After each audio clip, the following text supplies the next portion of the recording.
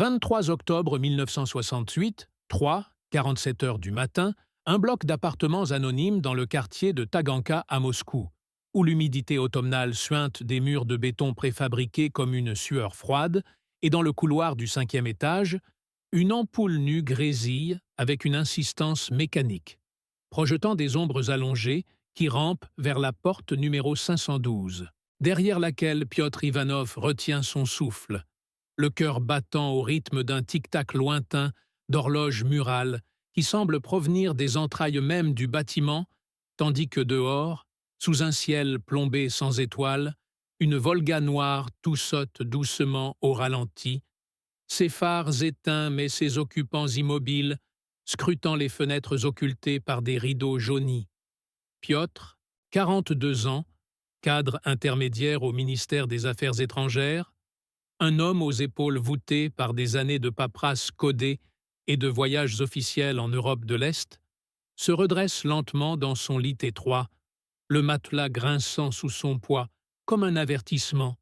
Sa femme Natalia encore endormie à ses côtés, sa respiration régulière trahissant une confiance que lui a perdue depuis des mois, depuis ce contact furtif à Budapest avec un diplomate américain dont les mots « Nous savons pour les missiles à Cuba, et vous pourriez savoir plus » résonnent encore dans sa tête comme un écho radiostatique. Il écoute, immobile, les bruits de la nuit, le bourdonnement distant d'un tramway sur la perspective Komsomolskaïa, le claquement sporadique d'une porte au rez-de-chaussée, et ce silence oppressant entre les sons, ce vide où s'infiltre la paranoïa. Car Piotr sait que les murs ont des oreilles, que les lignes téléphoniques sont des veines ouvertes au KGB et que son propre reflet dans le miroir de la salle de bain, ce matin-là, lui apparut étranger, accusateur. Le lendemain, 24 octobre, 7:12 heures, la cuisine exiguë de l'appartement 512 exhale une odeur de thé noir trop infusé et de pain rassis. Natalia versant du sucre dans les verres ébréchés avec des gestes mécaniques, ses yeux cernés par les nuits entrecoupées des enfants, Alexei, le garçon de 12 ans qui mâche bruyamment son bol de katcha, jetant des regards obliques vers la fenêtre donnant sur la cour intérieure, où un milicien en uniforme patrouille avec une nonchalance calculée. Et Maria, 9 ans, tripotant sa poupée de chiffon dont les yeux de bouton semblent fixer le vide. Piotr, attablé en face, feuillette Pravda d'une main qui tremble imperceptiblement, les gros titres sur la normalisation tchécoslovaque masquant les vraies ombres, celles des chars soviétiques à Prague, qui hantent ses rêves depuis l'été, mélangeant culpabilité et tentation de trahison. « Passe-moi le beurre, papa », dit Alexei d'une voix qui perce le silence comme un fil tendu, et Piotr obéit, son esprit ailleurs. Revoyant la boîte aux lettres morte sous le pont des Chênes à Budapest, le microfilm glissé là par l'Américain, des plans de sites nucléaires en Sibérie, qu'il n'a pas encore livrés mais qu'il garde cachés sous une latte du parquet, sentant à chaque pas le plancher craquer comme une menace de dénonciation. Dehors, dans la cour, le milicien allume une cigarette, la fumée montant en spirale paresseuse, et Piotr imagine les yeux invisibles derrière les arbres dénudés, les Stasi ou les agents du 2e directoire du KGB qui filent les diplomates comme lui depuis des semaines, notant chaque arrêt au marché, chaque appel téléphonique à sa sœur à Leningrad où la ligne craque d'interférences suspectes. Les jours suivants s'étirent en une routine suffocante. 26 octobre, 14:30 heures, le supermarché Goum sur la place Rouge grouille de ménagères aux fichus serrés. Natalia poussant son chariot brinque-ballant entre les rayons de conserves rouillées et de viande saucée au vinaigre, sentant un regard peser sur sa nuque, ce frisson qui l'a fait se retourner trop vite vers un homme en manteau gris feuilletant un journal, son visage banal comme 1000 autres, mais ses yeux froids, impassibles, tandis qu'elle choisit des pommes flétries, se demandant pourquoi Piotr rentre si tard ces derniers temps, pourquoi il murmure dans son sommeil des noms étrangers comme l'anglais ou Safe House. Et à la maison, le soir tombant prématurément sous un ciel d'ardoise, Elle compose le numéro de sa belle-sœur à Leningrad, le téléphone collé à l'oreille avec un crépitement statique qui étouffe les voix. Tout va bien ici. Dis à maman qu'on pense à elle. Mais la ligne coupe abruptement après un silence trop long, laissant Natalia fixer le combiné muet, le bourdonnement de la tonalité comme un avertissement du centre de Moscou. Piotr, de son côté, au ministère, dans un bureau aux murs tapissés de dossiers classifiés, tape sur sa machine à écrire Underwood sous la lumière fluorescente qui bourdonne comme un essaim invisible, chaque touche résonnant dans le silence du couloir désert.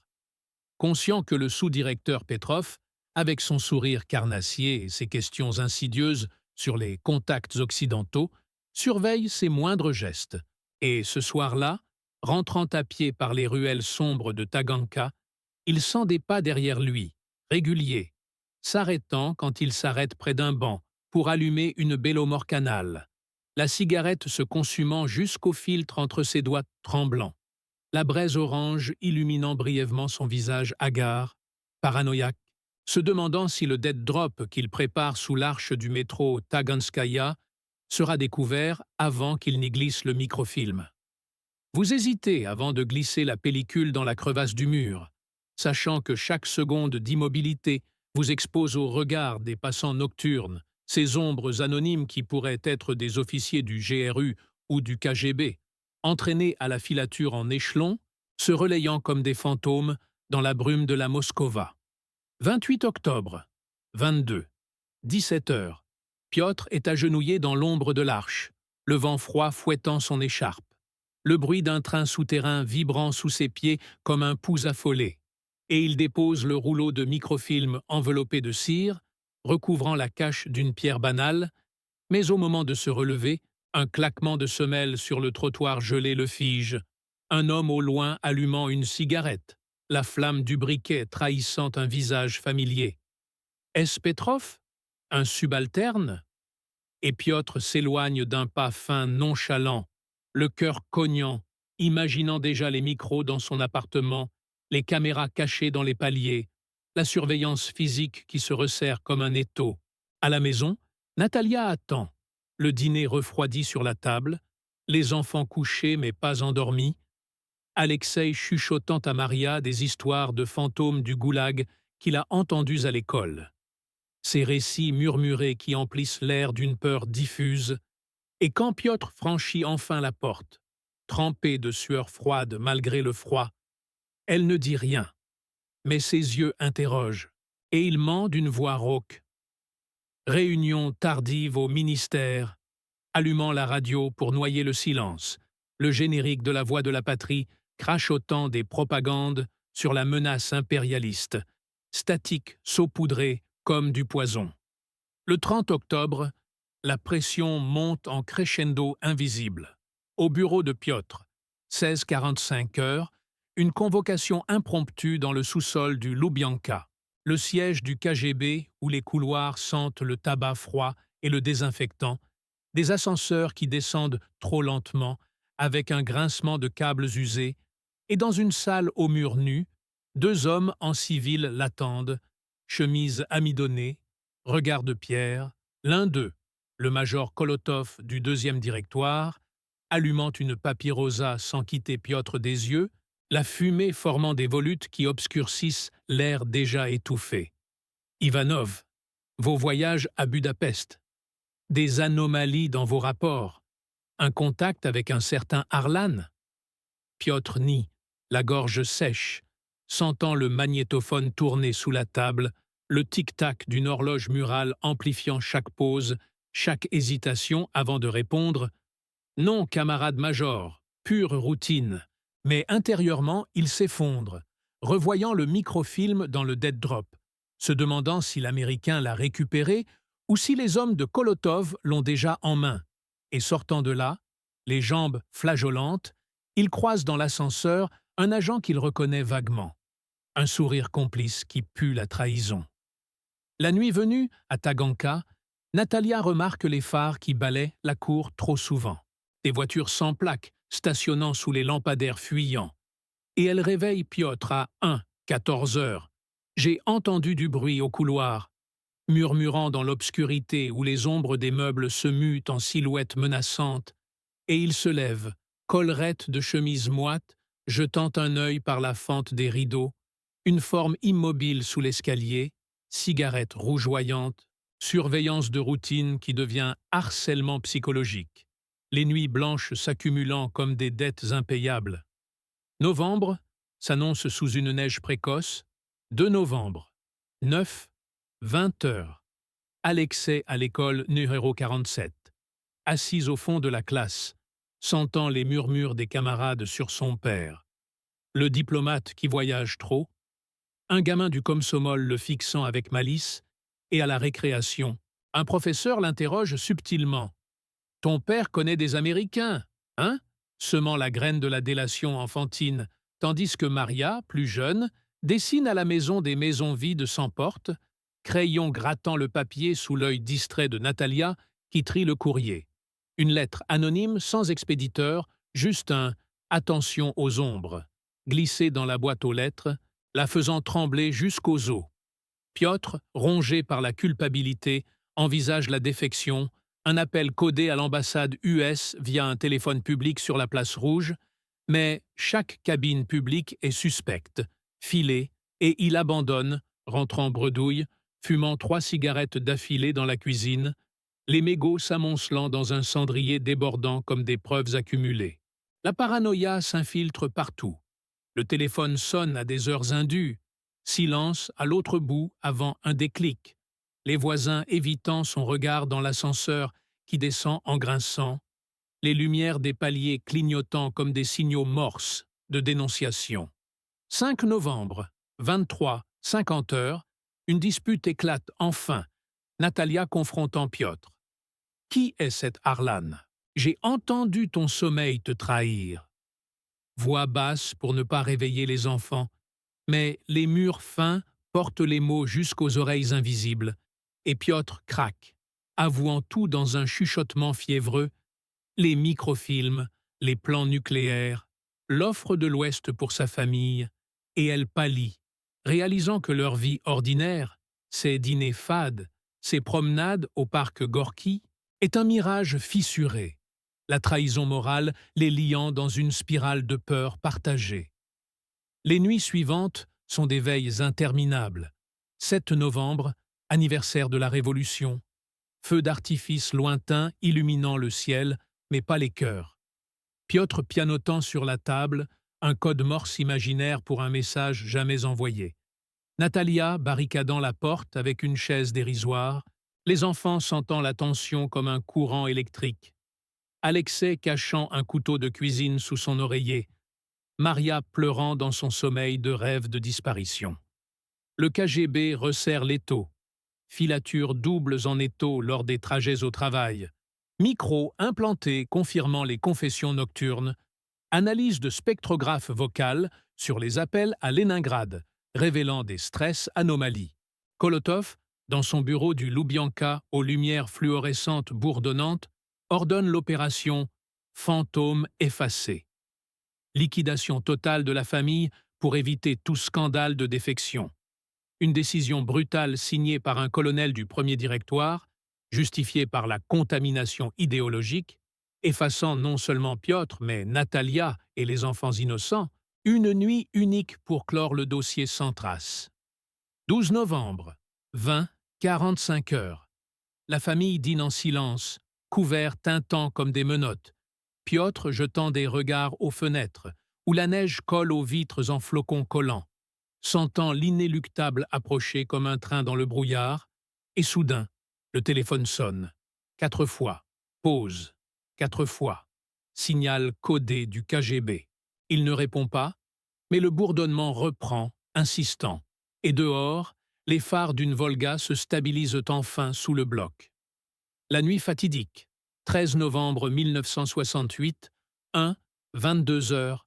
Le couloir du 5e étage est un tunnel de silence absolu. L'ampoule grésillant toujours. Et un coup discret à la porte de 512. 3 knocks espacés, comme un code funèbre. Piotr se lève. Pieds nus sur le linoléum glacé, Natalia agrippant son bras. n'ouvre pas. Mais il sait que le silence est pire, que les hommes du Spetsnaz d'élite du KGB, masqués et gantés, attendent avec des seringues de succinylcholine et des sacs en plastique, armes du silence pour effacer sans bruit. Vous hésitez, main sur la poignée, sachant que tourner la clé scelle tout, et dehors, les pas feutrés se multiplient. Un ascenseur descendant sans bruit, porte s'ouvrant sur des silhouettes sombres.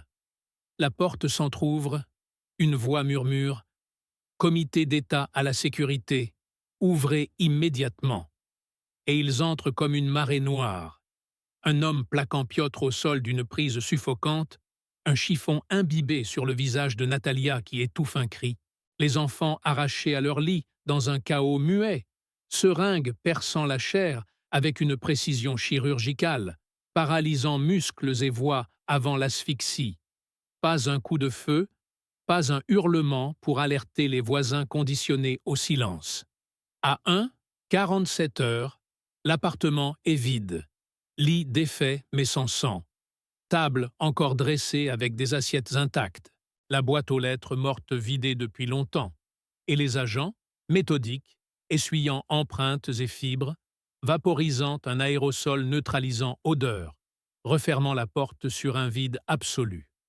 L'après, interminable, 14 novembre, 6:00, le soleil pâle se lève sur Taganka sans illuminer l'appartement 512, volets clos, silence pesant comme une tombe fraîche, les voisins remarquant l'absence aux poubelles collectives, chuchotant « partis en vacances ?» mais évitant les questions, peur contagieuse du KGB rôdant encore dans les couloirs. Au Loubianka, Kolotov range le dossier, microfilms analysés et classés liquidés, mais les interrogatoires internes commencent. L'Américain Harlan rappelé à l'Anglais, filé à son tour, paranoïa en chaîne traversant l'Atlantique. À Leningrad, la sœur de Natalia attend un appel qui ne vient jamais. Téléphone muet, bourdonnant dans le vide. Et à l'école numéro 47, les pupitres d'Alexei et Maria restent vides. Professeur effaçant nom des registres avec une gomme usée, rumeur de réaffectation en Sibérie étouffée par le parti. Des mois passent, 1969. La cour de Taganka voit une nouvelle famille emménagée au 512, meubles neufs masquant les lattes du parquet scellées à neuf. Mais les nuits résonnent encore d'échos fantômes. Un tic-tac d'horloge absente, un grésillement d'ampoules, et Piotr, Natalia, Alexei, Maria effacée non seulement des corps mais des mémoires collectives, une maison vide comme un mensonge d'État. L'histoire jamais expliquée, flottant dans le froid moscovite, surveillance éternelle sur les survivants hantés, filatures invisibles pour tout qui ose murmurer « Ivanov ». La Volga noire repasse parfois, phares éteints, rappelant que l'effacement n'est jamais complet, que la paranoïa survit dans chaque silence trop long, chaque cigarette consumée jusqu'au filtre sous un regard absent. Le major Kolotov, seul dans son bureau aux lumières fluorescentes qui bourdonnent sans fin, allume une papyrosa, la fumée emplissant la pièce comme un remords voilé, fixant la photo d'identité de Piotr jauni dans le dossier, se demandant si le microfilm a révélé plus que des plans nucléaires. Une faille humaine, une famille entière sacrifiée pour sceller une brèche idéologique. Et dehors, Moscou s'éveille sous la neige, tramways grinçant, mais l'appartement 512 reste un trou noir dans la trame de la ville. Un vide où le temps s'étire en attente éternelle d'une explication qui ne viendra jamais. Les ombres du couloir dansant toujours sous l'ampoule grésillante, éternel témoin muet de l'inévitable. Natalia, dans un dernier flash d'agonie paralysée, avait vu les yeux froids des agents, compris que leur vie ordinaire, cachats tièdes, poupées de chiffon, promenades au parc, n'était qu'un leurre fragile face à la machine du KGB. Et Piotr, étouffé dans le noir, regrettant le dead drop fatal, réalisant trop tard que la trahison morale efface plus sûrement que n'importe quelle seringue. Les enfants, innocents pions, disparus sans un mot, leurs rêves inachevés flottant comme du statique radio dans le silence post-opératoire, et la cour de Taganka, sous la surveillance des miliciens aux cigarettes éternelles, absorbe le vide comme elle absorbe la neige, impitoyable, oubliant pour survivre. Mais la peur persiste, dans chaque coup à la porte nocturne, chaque ligne téléphonique craquante rappelle que le KGB efface, non pas en une nuit bruyante, mais en un silence qui dure une génération entière. Années plus tard, 1975, un diplomate occidental à Moscou fouille les archives microfilmées volées, tombe sur un rapport expurgé. Famille Ivanov, réaffectée, fin de filature. Mais les trous dans le texte hurlent l'absence et il sent le poids de la surveillance sur sa propre nuque. Cigarette brûlant jusqu'au filtre dans une safe house anonyme. Paranoïa contagieuse traversant le rideau de fer. À Taganka, la nouvelle famille du 512 entend parfois des pas dans le couloir la nuit, ampoules grésillantes, et chuchote des légendes urbaines de disparition. Mais personne n'ose creuser le parquet. Personne n'ose appeler le numéro fantôme de Leningrad, car l'effacement du KGB est total. Psychologique autant que physique, laissant une maison vide comme un avertissement vivant, une histoire jamais expliquée qui hante les ombres de la guerre froide, tic-tac incessant dans le vide. Lubage, acte 2. Les échos du dégel. 1989, Berlin-Est, le mur saigne ses premières craquelures, et dans une cave humide de la Stasi, un officier déserteur, les mains tremblantes sur un magnétophone rouillé, écoute une cassette volée aux archives du centre. Voix monocorde d'un agent Ivanov. Non, pas celui-là. Un homonyme recyclé, rapportant une réaffectation réussie à Colima. Mais le fond sonore trahit l'agonie étouffée, un gargouillis humain sous les ondes courtes, et l'officier, cigarette collée aux lèvres gercées, sent le froid soviétique s'infiltrer par les fissures du béton. Paranoïa est allemande se mêlant à la grande peur rouge, car les trous dans les bandes hurlent les mêmes absences que les microfilms moscovites. Familles effacées comme des négatifs brûlés. Et lui, pensant à sa propre sœur disparue en 68, appuie sur « effacer » par réflexe, mais le tic-tac persiste dans sa tête. Horloge interne du totalitarisme qui ne s'arrête pas au mur. À Moscou, Taganka respire enfin l'air du perestroïka. La cour du 512 bourdonne de rumeurs de liberté. Gamins aux jeans importés qui cantent un ballon dégonflé contre les murs écaillés. Mais la nuit, l'ampoule grésille toujours. Et la nouvelle locataire, une veuve aux yeux lasses nommée Olga, trouve sous le parquet usé un bout de chiffon. La poupée de l'enfant Ivanov, fil électrique sectionné comme une veine ouverte, et elle rêve de catcha tiède versé dans le vide, de pas feutrés dans le couloir, de Piotr étouffé qui murmure son nom depuis les cloisons. Elle appelle un numéro de Leningrad, obnubilé, mais une voix robotique répond « L'abonné n'est plus joignable ». Et le déclic résonne comme une seringue qui se vide, la ramenant au silence générationnel, car le KGB, rebaptisé KGB bis sous Gorbatchev, n'efface plus en silence absolu, mais laisse des miettes pour piéger les curieux, appât psychologique dans le dégel trompeur. 1991, putsch avorté, tanks ronronnant place rouge, comme des chats affamés, et dans une datcha oubliée des services, un général à la retraite, vodka brûlant sa gorge parcheminée, feuillette un dossier jauni. Ivanov, liquidation soft, actifs récupérés, filature close, avec photos expurgées ou des yeux d'enfant perçant le flou, et il rit jaune, se rappelant la nuit de 74, le dead drop sous la neige de Taganka, la trahison morale qui avait scellé leur sort. Piotr n'était pas traître, juste un pion dans un autre jeu, mais la machine broie indistinctement. Dehors, la neige fond en flaques boueuses, emportant les secrets vers la Moskova. Mais le diplomate occidental de 75, vieilli en agent double, reçoit à Paris un télégramme anonyme. 512 Taganka, creusé, et sa nuque se hérisse à nouveau. Cigarette consumée jusqu'à l'os, Car les ombres du rideau ne meurent pas. Elles mutent, traversant l'Europe en statique radio, hantant les lignes craquantes des nouveaux téléphones cellulaires, rappellent que l'effacement n'est jamais total, juste en attente, tic-tac ralenti mais inexorable, dans le vide post-soviétique où les fantômes de Taganka attendent leur glas. Et à Berlin-Ouest, le déserteur, planqué dans un café enfumé, passe la cassette à un journaliste yankee. Mais avant que les bobines tournent, un appel. Silence, puis déclic. Et dehors, miliciens New Look aux vestes en cuir, cigarette éternelle aux lèvres, surveillent la porte car les légendes urbaines voyagent, du parquet de Taganka aux caves de la Stasi, et le mur tombe, mais les couloirs grésillants persistent, éternels témoins muets d'un silence qui outrepasse les empires. 2001, Manhattan, tour de verre miroitante où un analyste de la CIA, ex-Stasi recyclé, scanne un disque dur exfiltré de Moscou.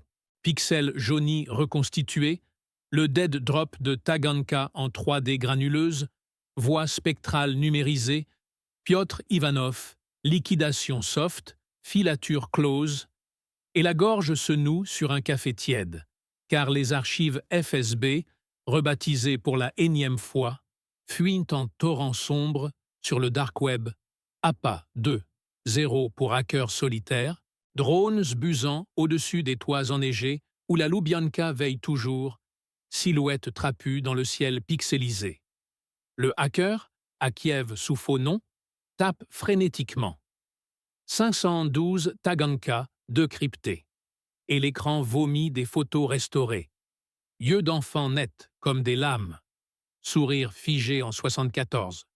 Mais avant le dump sur Wikileaks, un ping. Silence, IP tracé, et dehors. Oligarques en Mercedes blindés, feux tricolores clignotants, rôdent dans la nuit ukrainienne car les fantômes mutent en algorithmes, Siloviki post-soviétique au serveur froid, traquant les curieux depuis les sous-sols de la place Dzerzhinsky, rebaptisé encore Éternel camouflage. Et Snowden fuit à Hong Kong, clé USB brûlante en poche, révélant prismes entrelacés à des logs oubliés.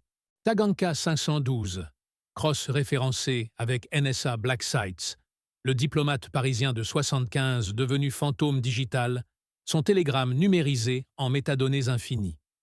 Mais à Moscou, dans un bistrot kitsch près de la Moskova, un ex-général FSB, smartphone crypté en main, sourit au vodka lisse.